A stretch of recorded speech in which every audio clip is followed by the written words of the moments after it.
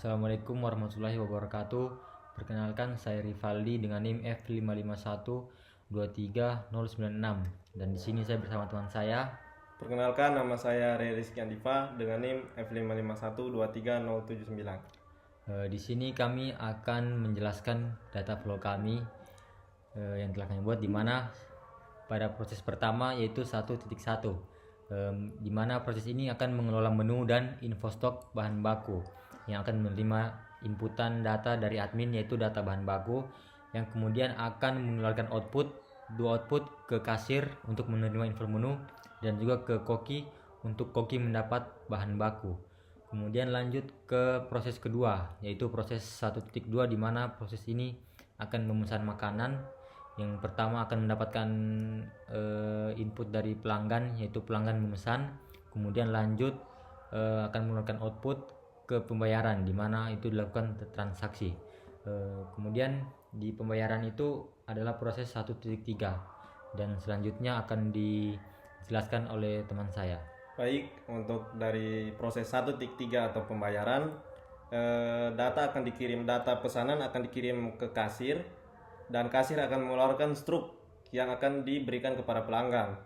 Dan selanjutnya itu kasir langsung mengontak koki. Di sini kasir mengirim info pesanan ke koki, dan koki langsung melakukan kegiatan 1.4, yaitu memasak. Selanjutnya, setelah dari memasak, masakan yang sudah jadi yang dari koki tadi akan diberikan ke pelayan, dan pelayan akan melakukan kegiatan 1.5, yaitu menyajikan makanan, dan makanan tadinya akan langsung disajikan ke pelanggan. Baik, sekian dari saya dan teman saya. Assalamualaikum warahmatullahi wabarakatuh. Perkenalkan, nama saya Asvita Saldari Canajun dengan NIM F551230072. Saya akan menjelaskan tentang use case pada sistem restoran.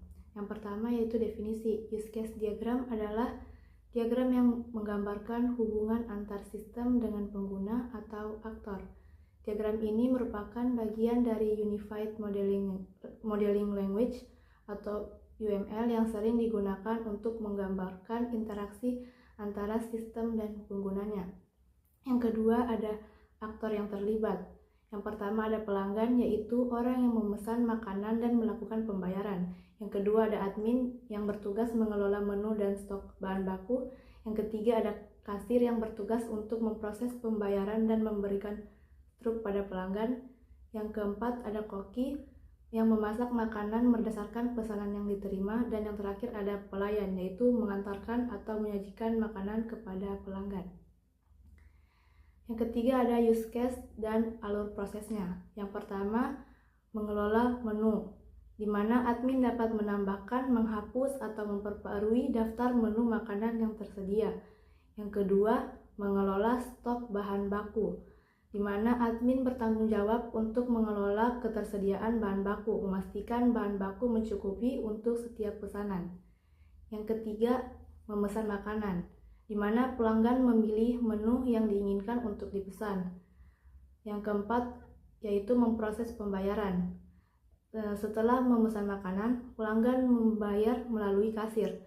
Use case ini memiliki hubungan ekstern, yaitu dengan proses alur yang kelima, pengambilan struk.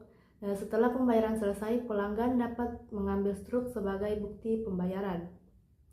Untuk alur proses selanjutnya akan dilanjutkan oleh teman saya.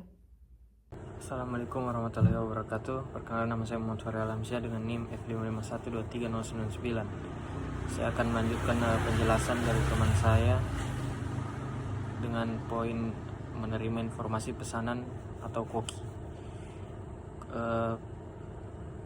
Setelah pesanan tercatat, koki akan menerima informasi pesanan untuk dimasak, lalu memasak makanan koki.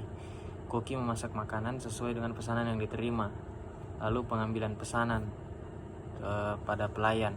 Setelah makanan siap, pelayan akan mengambil makanan dari dapur. Use case ini memiliki hubungan include dengan menyajikan makanan. Pelayan menyajikan makanan kepada pelanggan di meja mereka. Lalu hubungan atau relasi antar use case extend. Hubungan ini digunakan untuk menandakan bahwa pengambilan struk adalah fungsi tambahan yang terjadi setelah memproses pembayaran. Ini tidak selalu wajib dilakukan, tetapi terjadi jika pelanggan membutuhkan struk. Lalu include.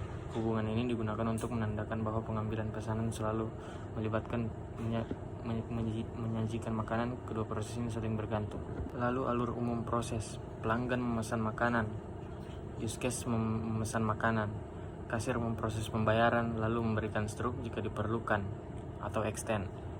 Informasi pesanan diterima oleh koki yang kemudian memasak makanan atau use case memasak makanan. Setelah makanan siap, pelayan mengambil makanan dari dapur dan menyajikan kepada pelanggan atau include. Kesimpulannya, use case diagram ini menggambarkan sistem pemesanan dan pengelolaan makanan di sebuah restoran dengan alur kerja yang melibatkan berbagai aktor untuk memastikan kelancaran pelayanan. Sekian, terima kasih.